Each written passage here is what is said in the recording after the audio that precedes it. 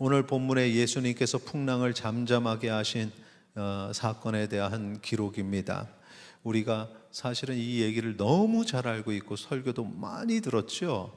그래서 제가 항상 설교를 준비하면은 이전에 몇십 년간의 설교의 자료를 했던 건 항상 이렇게 저장을 해놔요. 그래서 이전에는 내가 이 본문을 어떻게 묵상했지 하고 이제 항상 돌아보는데, 이 본문을 마태복음에도 있고 누가복음에도 있는데 이렇게 찾아봤는데 저는 이 본문을 가지고 설교를 한 번도 안 했더라고요. 자료가 없더라고요. 그래서 이렇게 유명한 사건을 설교를 하지를 않았었구나, 이거를 이제 돌아봤는데, 그리고 이제 묵상하면서 저도 참 은혜를 많이 받았습니다. 여기에 당시 상황이 예수님이 제자들과 함께 배를 타셨는데, 그 배를 타시고 이제 바다 한가운데서 풍랑을 만나신 사건이죠. 그런데 왜 배를 타셨는지를 여러분이 좀 아셔야 돼요. 이 배를 타신 이유가 먼저 마가복음 4장 1절에 기록이 되어 있습니다. 보면은 예수께서 다시 바닷가에서 가르치시니 큰 무리가 모여들거늘 예수께서 바다에 떠 있는 배에 올라 앉으시고 온 무리는 바닷가 육지에 있더라. 다시 바닷가에서 가르치셨다라고 써 있죠. 그 전에 제가 설교하면서 한번 사람들이 몰려오니까 예수님이 저 제자를 거기에 배 좀 갖고 와, 그래서 배에 올라타셔서 그 강대상 삼아서 말씀을 전하셨다라고 얘기를 해드린 적이 있습니다. 그러니까 그때도 그랬고 또 다시 바다에서 가르치시는 거죠. 산에서 가르치시는 내용은 산상수훈이다 이렇게 얘기하는데, 또 어떤 사람들은 바다에서 배에 올라타서 가르치셔서 선상수훈이다 이렇게 말하는 경우들도 있는데 일반화되어 있지는 않습니다. 이렇게 해서 이 배 위에서 강대상처럼 가르치시고, 이제 그 가르치시는 내용들을 보면은 이제 또 비유로 얘기하신 내용들을 많이 가르쳐 주셨고, 그리고 나서 이제 시간이 흐른 다음에 이제 바다 건너편으로 가자, 사역을 거기서 마치시고 그 다음 바다 건너편으로 가자라고 하셨던 부분인데, 바다 건너편이 어디인지 그 관련 본문 보죠. 잠깐 마가복음 4장 35절에 보면 그날 저물 때, 그러니까 이제 저물 때까지 말씀을 전하신 겁니다. 사역을 하신 거예요. 그 다음에 제자들에게 자, 우리가 저편으로 건너가자 이렇게 하시고, 이제 그럼 저편에 건너가서 그 사건 이후에 어디에 도달하셨는가 보면은 마가복음 5장 1절을 보면 예수께서 바다 건너편 거라사인의 지방에 이르렀다 이렇게 기록되어 있습니다. 거라사라는 곳에 가셨어요. 이게 이 거라사는 전체적으로 데가볼리라는 지역의 한 도시죠. 데가볼리 지역의 거라사에 가시는 겁니다. 거기서도 이제 많은 사역을 하시게 되는데, 그러니까 이제 사역과 사역 중간에 바다를 건너가시는 길에 있었던 사건입니다. 마가복음 4장 36, 37절 같이 읽도록 하겠습니다. 그들이 무리를 떠나 예수를 배에 계신 그대로 모시고 가매 다른 배들도 함께 하더니 큰 광풍이 일어나며 물결이 배에 부딪혀 들어와 배에 가득하게 되었더라. 이 부분을 묵상을 이제 했는데, 여기 보니까 무리를 떠나 예수를, 사역을 끝까지 그 무리, 말씀을 전하시던 그 무리를 떠나신 거죠. 그리고 배에 계신 그대로 어디 쉬지도 못하고 이렇게 강대상처럼 서 계시던 상황에서 그대로 이제 가시는 겁니다. 얼마나 피곤하시겠습니까? 쉴 틈도 없이. 보니까 이 마가복음에 있는 내용인데 다른 배들도 함께 하더니 하는 거 보니까 아마 그 무리 중에 일부 배에 있는 사람들은 저쪽에서도 말씀을 전하시니 우리가 가서 또 말씀을 듣자. 그러니까 이제 이거 보면은 무리 전체의 사람들이 있었고, 거기서 특별히 다른 배에 탄 사람들은 또 핵심적으로 제자들이 있고, 제자들 외에도 또 핵심적으로 예수님을 따라다니는 사람들이 있었어요. 그래서 예수님이 사역을 할 때 이렇게 복음을 전할 때 여기 누구냐, 저는 타이틀을 붙이면 아멘 부대라고 타이틀을 붙이고 싶어요. 딱 쫓아가서 아멘 아멘 하고 힘을 해서 같이 예배를 섬기고 말씀 전하는 거 섬기고 하는 그 핵심적인 사람들이 다른 배에 타고 같이 가는 거죠. 가다가 37절에 일어난 일이, 갑자기 광풍이 일어나고 물결이 막 점점점 커지기 시작하면서 흔들리기 시작하고, 그러면서 처음에는 배에 물결이 부딪히는죠. 이게 막 부딪히다가 어느 순간에 이 물결이, 부딪히던 물결이 점점 파고가 높아지니까 배에 들어오게 되는 겁니다. 그 과정이죠. 그때 예수님은 무엇을 하고 계셨습니까? 아시지만 본문 보겠습니다. 38절입니다. 같이 읽겠습니다. 예수께서는 고물에서 베개를 베고 주무시더니 제자들이 깨우며 이르되 선생님이여 우리가 죽게 된 것을 돌보지 아니하시나이까 하니. 자, 예수님은 주무시고 계셨습니다. 여기 보니까 고물에서 베개를 베고 주무시고 계셨죠. 제자들이 지금 깨웠는데, 지금 그 과정을 이제 조금 이따가 얘기를 할 건데, 그거 이전에 제자들이 깨울 때 선생님 우리가 죽게 된 것을 왜 돌보지 아니하십니까? 라고 얘기합니다. 이게 즉 긍정적인 말입니까? 부정적인 의미가 좀 담겨져 있습니까? 약간 부정적인 의미가 담겨져 있죠. 예수님이 주무시는 모습을 볼 때 사람들이 보는 시각은 지금 이런 개념으로 보면 두 가지죠. 긍정적으로 보느냐, 부정적으로 보느냐. 좀 여기 있는 사람들은 부정적으로 보는 거죠. 아니 지금 이 난리가 났는데 왜 예수님은 주무시고 계십니까? 라고 얘기를 하는 겁니다. 이제 그러니까 우리는 이것 때문에 모두가 다 왜? 이게 사실 사람들이 그냥 일반적으로 가지는 겁니다. 지금 이 난리가 났는데 나는 깨어 있는데 누군가는 자고 있어요. 그 예수님이에요. 왜 이 상황에서 주무십니까? 만약에 이 상황을 긍정적으로 보려면 어떻게 볼 수 있습니까? 어떻게 생각하는 게 긍정적인 걸까요? 이것도 훈련입니다. 어떤 사건을 볼 때 긍정적으로 볼 수 있는 부분이 있고 부정적으로 볼 수 있는 부분들이 있는데, 사람들은 감정적으로 그냥 부정적으로만 봐요. 이게 일반적인 사람들의 모습이죠. 근데 그리스도인은 그 가운데에 긍정적인 것들을 볼 수 있는 눈이 있어야 되는데, 이 눈을 아무나 갖는 게 아닙니다. 훈련을 해야 갖는 거거든요. 지금 이 상황에서 예수님이 지금 이 죽게 된 상황에 주무시는데 이걸 어떻게 긍정적으로 볼 수 있을까요? 네, 여러 의견들 감사합니다. 제가 지금 이미 앞부분에서 말씀을 드렸습니다. 왜 예수님이 배를 타셨을까? 그리고 배를 타신 후에 쉬지도 못하고 바로 좀 출발하셨다는 거죠. 얼마나 피곤하실까요? 그 이전의 사역들이 얼마나 힘든 과정이었습니까? 말씀을 묵상할 때 지금 저는 이 설교에는 담지 않았지만 앞에 어떤 말씀을 하셨는지 그 비유의 말씀을 하나하나 다 묵상을 했습니다. 그러다 보니까 정말 피곤하시겠다, 이게 마음에 느껴지죠. 그리고 거라사 지역에 가셔서 하시는 사역도 어떤 사역을 하실지를 알고 있으니까 정말 피곤하신 일정이구나. 그래서 피곤하신 가운데 그래도 이렇게 가시니 이 주무시는 것은 참 좋은 방법이다. 그럼에도 불구하고 편안하게 침대에서 제대로 주무시지 못하고 이렇게 사역과 사역 사이에 짬을 내서 주무셔야만 했구나. 얼마나 힘드실까. 이게 이제 긍정적인 마음인데, 이런 긍정적인 마음을 가지려면 보는 시야가 되게 넓어야 됩니다. 그러니까 그 순간만 보면 풍랑이 일어나는데 주무시고 계신다, 이렇게 보는 사람들은 부정적일 수밖에 없고, 생각을 할 줄 아는 사람들, 이전의 사역들 가운데 얼마나 힘드셨는지, 사람들이 막 무리가 몰려와서 불편하게 배에 타서 배에 흔들리는 가운데 배가 이게 아무리 해안가라고 해도 배가 흔들릴 수밖에 없잖아요. 그런 가운데 복음을 전해야만 했던 그런 상황들, 그리고 계속해서 비유의 말씀들 전했던 상황들을 기억하고 생각하고 했을 때에는 긍정적일 수밖에 없습니다. 자, 여기서 중요한 거 우리가 알 수 있죠.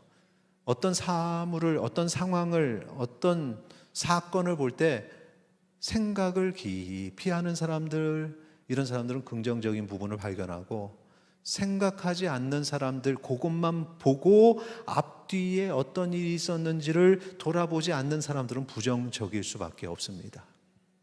부정적인 사람들이 나쁜데 더 나쁜 사람들이 있어요. 부정적인 걸 그 누구에게 얘기했을 때 자기는 아무것도 모르면서 듣고 야 이랬대 저랬대 하고 말을 전달하는 사람. 아니 모르면 좀 가만히 있어야지. 에? 그걸 듣고는 전달을 해요. 이런 사람이 더 나빠요. 혹시 찔리는 분 계셔요? 이렇다. 그냥 생각을 깊이 내가 생각하지는 못하는 부분이 있을 수 있다. 이걸 알아야 돼요. 그러니까 지금 그 상황만이죠. 과정을 생각하지 않았습니다. 여기서 지금 제자들이 두려워하게 되는데 제자들의 두려움을 첫 번째 두려움인데 왜 제자들이 이렇게 두렵게 됐고 왜 제자들이 이렇게 예수님에 대해서 지금 말씀으로 지금 이 사람들도 다 말씀을 들은 사람인데도 불구하고 그 말씀이 이들을 지배하지 않고 그냥 그 두려움에 이렇게 예수님을 비난하는 부정적인 사람이 됐을까? 아니 왜 이들에게 말씀이 들어가지 않았을까?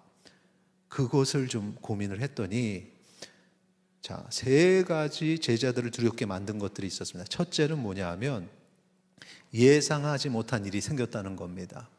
그러니까 지금 배를 타고 갈 때 처음부터 풍랑이 일어나는데 가자 했던 게 아니라 잠잠한 가운데 가다가 어느 순간에 바람이 불기 시작했어요. 이거 왜 이러지? 예상하지 못한 일입니다. 그러니까 예상하지 못한 일이 생긴 거죠. 여기에 두려운 마음이 조금 들어왔습니다. 그 다음에 두 번째는 감당할 수 없는 일이라는 걸 깨달았어요. 처음에 예상하지 못한 일이었고 친해 하다가 어느 순간에 물이 넘어오기 시작하죠. 자, 물이 넘어왔을 때 예수님 지금 상황이 일어나요. 예수님 이 물이 들어오니까 좀 젖으시니까 좀 일어나셔야겠어요. 예수님 어떻게 할까요? 이렇게 질문하고 대화한 게 아니라 야 물을 일단 퍼내자. 계속 퍼내는 거죠. 그런데 퍼내다 물이 들어오는 속도가 더 빨라지니까 퍼낼 수 없을 만큼 되고 점점 배가 무거워지니 큰일 났다. 우리가 감당할 수 없다. 세 번째, 이게 끝까지 가면 어떻게 돼? 죽음이 예상돼. 이제 우리 죽었다. 이게 처음에 두려움은 작은 두려움이었지만 그 다음에 더 큰 두려움이 되고 그 다음에 세 번 이제는 우린 죽었다. 죽게 되었다. 지금 예수님 앞에 이렇게 투덜거림이 한순간에 갑자기 된 게 아니라 이 과정을 통해서 우리 죽게 되었다는 거죠. 이 과정 속에 예수님에게 지금 자기들의 그 노력과 헌신의 시간들을 생각하면서 우리가 지금 이렇게 죽게 되었는데 왜 돌보지 아니하십니까? 왜 주무시고만 계십니까? 지금 우리 혼자 이러고 있지 않습니까? 라고 얘기를 하는 것입니다. 그런데 예수님은 그들에게 뭐라고 하시죠? 마가복음 4장 40절 같이 읽겠습니다. 이에 제자들에게 이르시되 어찌하여 이렇게 무서워하느냐? 너희가 어찌 믿음이 없느냐 하시니. 지금 첫 번째 제자들이 가진 두려움에 대해서 어느 한순간의 시점이 아닌 그 과정을 말씀을 드렸는데 예수님도 지금 그 과정 속에서 말씀하시는 겁니다. 아니 왜 이렇게 무서워하고 그래? 왜 믿음이 없지? 그러니까 지금 여기서 말하는 믿음이라는 것은 지금 우리가 가져야 될 시각은 뭐냐면 갑자기 들어와서 어느 한순간을 말하는 게 아닙니다. 이 과정이에요. 이 과정 속에 믿음이 작용을 해야 되는 거죠. 믿음이 그 과정 속에 분명히 제자들이 지금의 모습이 아닌 다른 모습을 행해야 됐는데 예수님은 그 과정이 잘못된 거라고 말씀하십니다. 이건 믿음 없는 행동이야. 이 말씀을 우리가 단순하게 생각하면 파도가 치다가 잠잠해질 거야. 이걸 믿음이라고 생각하죠. 예수님이 옆에 계시니까 우리는 절대 문제가 생기지 않아. 유라굴로라는 광풍을 사도 바울이 만났을 때 그 배가 깨졌을까요? 안 깨졌을까요? 믿음을 가지고 절대 깨지지 않을 거야. 아니, 깨졌습니다. 배가 깨졌어요.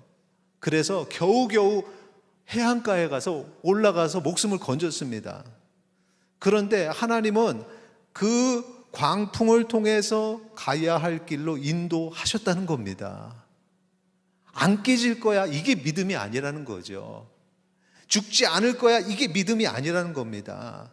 괜찮을 거야, 이게 아니라는 거죠. 예수님이 지금 하시는 말씀은 뭐냐면 그 과정이죠. 왜 처음부터 자기가 그걸 붙잡고 하려고 했느냐? 그러면서 왜 스스로의 두려움을 자꾸 키워갔느냐? 이겁니다. 처음부터 예수님을 깨워서 예수님, 이게 바람이 부네요. 어떡하죠? 예수님, 점점 커지네요. 저희가 어떻게 해야 되죠? 그럼 그 과정 속에 예수님께서는 하나님의 뜻을 알려주시고 그 하나님의 뜻을 신뢰하면 바람이 불든 그것이 내가 경험하지 못한 것이 되든 죽게 된 상황이 되든 간에 우리의 마음의 두려움은 우리 스스로가 조절할 수 있었던 겁니다. 믿음으로. 그래서 막연하게 두려워하지 않고 그래, 이 가운데 하나님께서 함께 하시지. 문제가 더 커졌지만 나는 흔들리지 않아. 죽게 되었지만 분명히 하나님께서는 나를 선한 길로 인도하실 거야. 이 과정 속에 하나님이 함께 하시는 그 믿음은 더 굳건해질 줄 믿으시기 바랍니다. 근데 그 과정이 없었던 겁니다. 그 과정 없이 내가 하려고 하다가 안 되니까 그제서야 죽게 되었습니다. 그 전에 주님을 찾지 않았어요. 그 전에 예수님을 깨우지 않았습니다. 이것이 바로 믿음이 없는 겁니다. 우리의 삶의 모습도 한번 보죠. 우리의 삶에 여러 가지 문제들이 있는데 우리가 주님을 믿는다고 하고 주님 앞에 예배를 드리는 그리스도인이라고 하지만 작은 문제가 생겼을 때 주님을 찾지를 않는다는 거죠. 작은 거에도 주님 이런 일이 있었습니다. 하나님 이런 일이 있었습니다. 묻고 이게 깨우는 겁니다. 기도가 깨우는 거예요. 주님 이런 일이 있었습니다. 이 문제가 좀 더 심각해졌습니다. 주님 방법을 좀 찾아야 되는데 예상치 못한 일로 가고 있습니다. 어느 순간에 주님 제가 감당할 수 없게 되었어요. 정말 최선을 다해서 노력을 했는데 이게 잘 안 됐습니다. 그리고 맡기는 거죠. 그러다가 어느 순간에 죽음을 눈앞에 둬도 주님 죽음을 눈앞에 두고 있습니다. 그렇게 주님 앞에 그 모든 것들을 하려는 거죠. 그러면 흔들리지 않습니다. 불평하지 않아요. 왜? 내가 예상하지 못한 일이 벌어지고 그것이 감당할 수 없게 되고 그것이 죽음으로 나타나도 분명히 우리 주님은 나와 함께 하셨고 주님은 깨어 있었고 내가 그 과정 속에서 기도하면서 주와 교제했기 때문에 주님의 계획하심이 이 가운데 있다는 것을 확신할 수 있게 되는 것입니다. 내가 하려고 하고 주님을 깨우지 않았으니까 투덜거리는 거죠. 이렇게 될 때까지 왜 주님은 주무십니까? 어디 계십니까? 왜 나를 붙잡아 주지 않으십니까? 주님 살아계시는 겁니까? 하나님 살아계셔요? 이런 부정적인 말을 하는 겁니다. 살아계신 하나님을 자기가 찾지 않고 자기가 깨우지 않고요.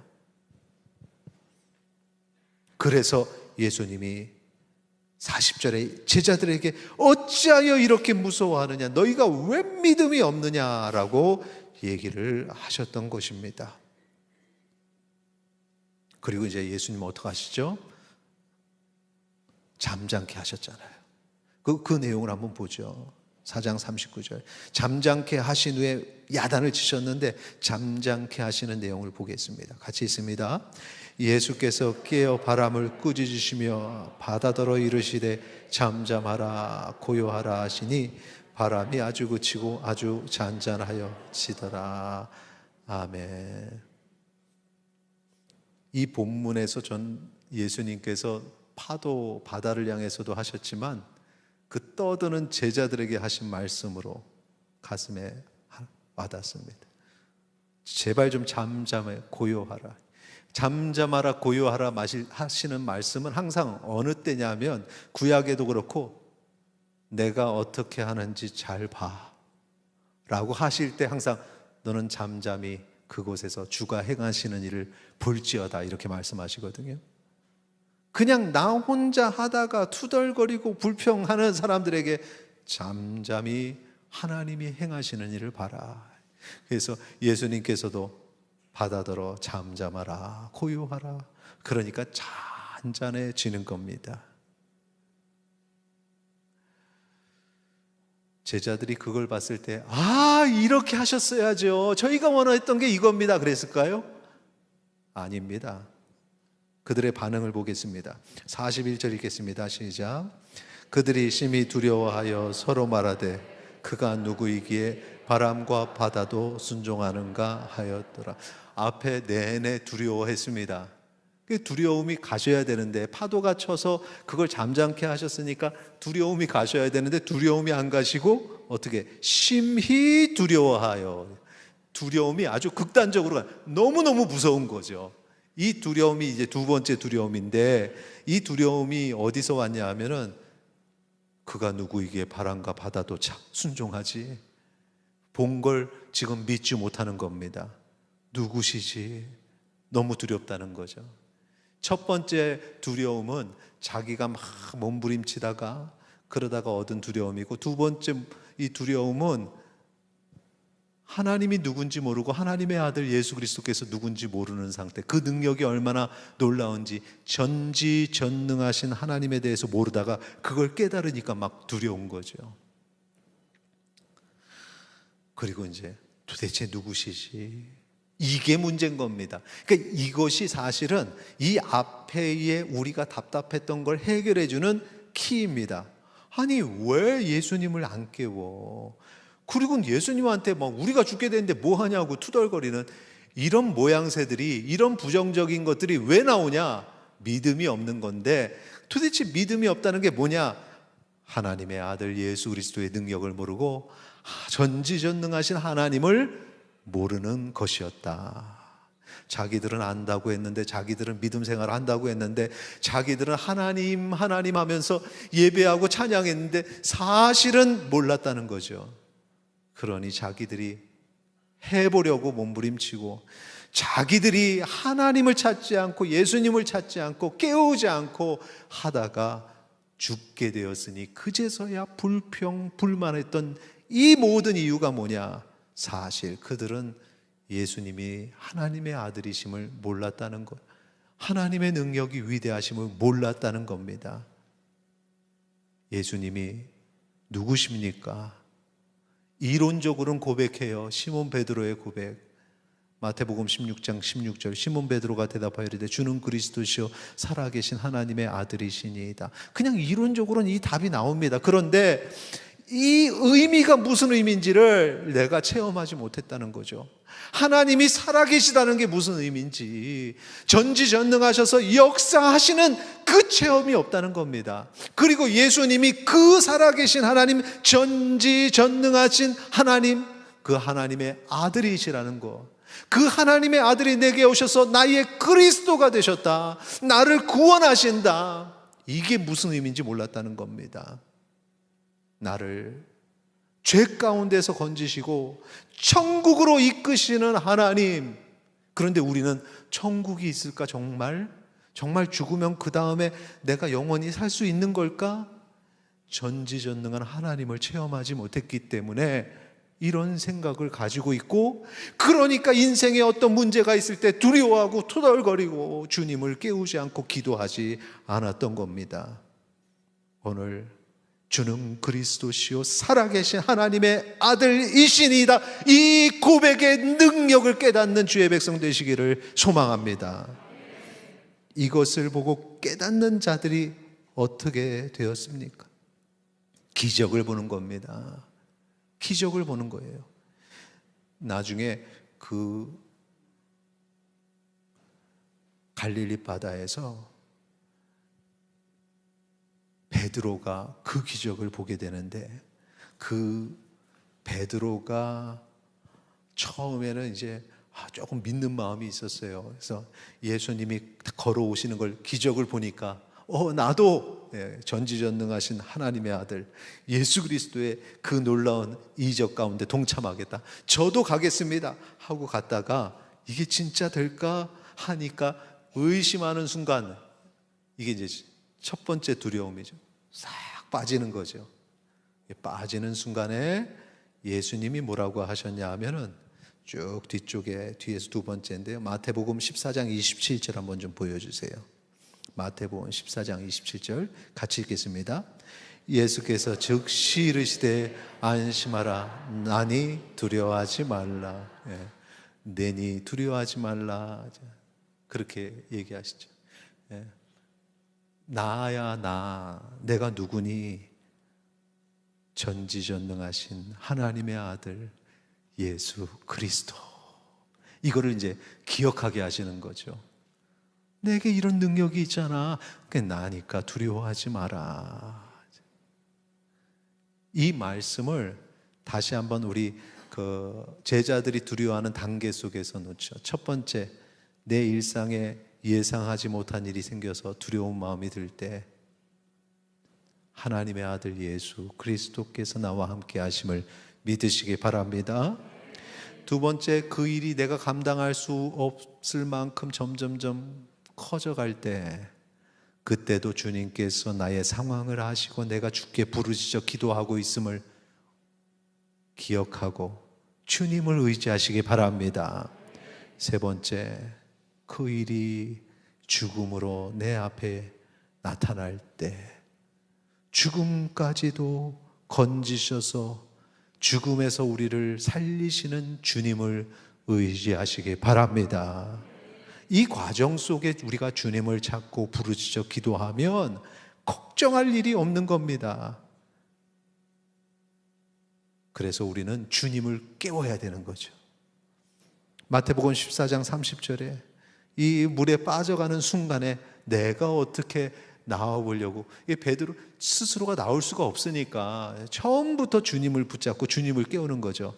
바람을 보고 무서워 빠져가는지라 소리질러 이르되 뭐라고요? 주여 나를 구원하소서. 이제 깨우는 거죠. 주님을 깨우는 거죠. 주여 나를 구원하소서. 내가 두려움이 생기기 모든 과정 속에 처음부터 작은 두려움이 생기는 그때서부터 우리는 주여 나를 구원하소서. 그리고 내가 일을 해야 되는 겁니다. 31절, 그 순간에 예수께서 즉시 손을 내밀어 그를 붙잡으시며 이르시되 믿음이 작은 자여.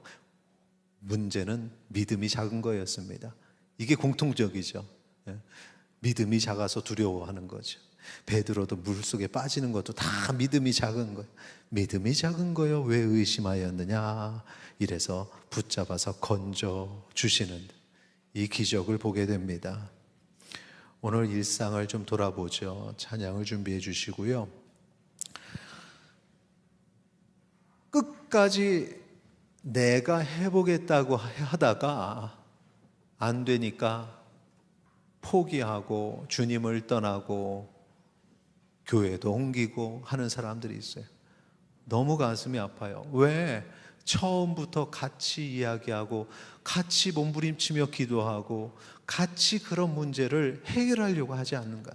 자기가 할 수 있다는 거죠. 자기가. 이 믿음이 없는 겁니다. 처음부터 모든 것을 주님께 간구하고 기도하고 얘기하고 그러면서 함께 그 문제를 풀어가면은 이런 문제가 없는데, 결국에는 이건 믿음이 작은 거다. 믿음이 없는 것이다. 전능하신 하나님을 믿지 않는 것이다. 오늘 믿음 없는 자가 되지 말고 믿음을 가지고 처음부터 주님께 간구하고 깨어 기도하여 모든 문제 안에서 역사하시는 하나님을 만나는 주의 백성 되시기를 축원합니다. 아무리 작은 거라도 주께 맡기고 주님께서 인도하시는 대로 행하시기 바랍니다. 주님께 맡겼다고 아이 됐어 괜찮아 배가 안 깨질 거야. 깨진다고 했죠. 나 바다에 안 빠질 거야. 아니요, 빠질 수 있어요. 그러나 그 가운데 역사하시는 하나님의 역사하심을 보게 하시는 하나님의 계획이죠.